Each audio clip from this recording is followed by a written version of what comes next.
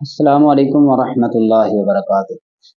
اس دنیا میں بہت سے ایسے انسان آئے کہ جنہوں نے اپنی پوری زندگی اللہ اور اللہ کے رسول کے فرمان کے تابع کر دی۔ جب اللہ کی طرف سے حکم آتا وہ اپنی زندگی کو اسی حکم اور فرمان کے تابع کر لیتے، مگر ایک شخص اس دنیا میں ایسا بھی آیا کہ جس کو رب العالمین نے نبوت تو عطا نہیں کی، رسالت اسے عطا نہیں کی، مگر شرف اور مقام ایسا عطا کیا کہ جب اس انسان کے دل میں کوئی بات آتی تو رب العالمین اس خیال کو، اس بات کو وحی کی شکل دے کے اپنے نبی محمد رسول اللہ صلی اللہ علیہ وسلم پہ نازل فرما دیتے۔ جی ہاں، میں بات کر رہا ہوں جناب عمر رضی اللہ تعالی عنہ کی۔ حضرت عمر رضی اللہ تعالی عنہ وہ عظیم شخصیت ہیں کہ کئی ایک مقامات پر ان کے مشورے کے مطابق، ان کے خیالات کے مطابق رب العالمین نے وحی کا نزول فرمایا۔ خود اماں عائشہ رضی اللہ تعالی عنہ فرماتی ہیں کہ عمر ایک ایسی شخصیت کا نام ہے، ایسی ذات کا نام ہے کہ محمد الرسول اللہ صلی اللہ علیہ وسلم ہمارے گھروں میں تشریف فرما ہوتے، وحی ہمارے حجروں میں نازل ہوتی، مگر وحی کا نزول اسی طرح ہوتا جس طرح عمر چاہتے۔ عمر رضی اللہ تعالیٰ عنہ خود فرماتے ہیں کہ 3 مقام ایسے ہیں کہ جب رب العالمین نے میری بات کی لاج رکھی، میں نے مشورہ دیا محمد الرسول اللہ صلی اللہ علیہ وسلم کو، تو رب العالمین نے فوری طور پہ اس کے مطابق آیات کا نزول فرما دیا۔ اللہ اکبر اللہ! کیسی ذات جناب عمر رضی اللہ تعالی عنہ کی۔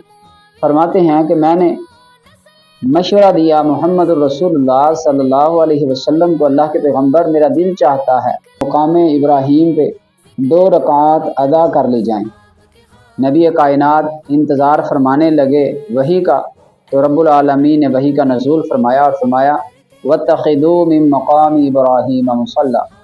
اے میرے نبی، اے میرے محمد صلی اللہ علیہ وسلم، رب العالمین نے عمر کی درخواست کو سماعت کر لیا، سن لیا۔ آج کے بعد مقام ابراہیم پہ 2 رکعت ہر وہ شخص ادا کرے گا جو طواف کرنے کے بعد فارغ ہو جائے۔ اسی طرح فرماتے ہیں میں نے مشورہ دیا کہ اللہ کے پیغمبر اپنی ازواج کو پردے کا حکم دے دیجئے تاکہ باہر سے آنے والے لوگ یا یہاں رہنے والے ایسے افراد تو جو اجنبی ہیں ان سے پردہ کر لیا جائے۔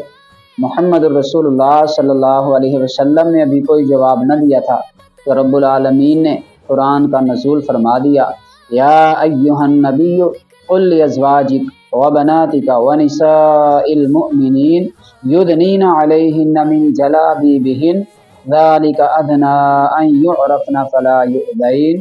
اے میرے نبی، اپنی ازواج، مومنوں کی ازواج، اپنی بیٹیوں کو اور مومنوں کی بیٹیوں کو حکم دے دیجئے کہ وہ پردہ کیا کریں، غیر محرموں کے سامنے آنے سے پرہیز کیا کریں، اور اگر آنا پڑ جائے یدنین علیہن من جلابیبہن، ایک بڑی سی چادر اپنے چہرے پہ ڈال کے، اپنے جسم پہ ڈال کے آئیں تاکہ ذالک ادنی ان یعرفن فلا یؤذین، تاکہ ان کو پہچانا نہ جا سکے۔ اسی طرح جناب عمر رضی اللہ تعالیٰ عنہ فرماتے ہیں کہ مجھے شراب پینا برا لگتا اور میں نے محمد الرسول اللہ صلی اللہ علیہ وسلم سے درخواست کی اللہ کے پیغمبر شراب پینے کی ممانعت کا حکم جاری کیجئے۔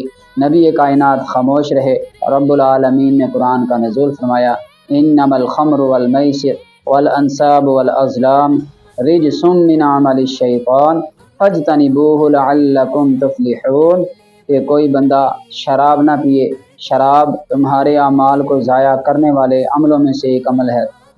یہ 3 موقع ایسے کہ جب رب العالمین نے حضرت عمر رضی اللہ تعالیٰ عنہ فرماتے ہیں میری خواہش کے مطابق فوری طور پہ آیات کا نزول فرما دیا۔ یہ تھے جناب عمر رضی اللہ تعالیٰ عنہ۔ اللہ رب العالمین ہمیں جناب عمر رضی اللہ تعالیٰ عنہ کی سیرت جیسی سیرت بنانے کی توفیق عطا فرمائے۔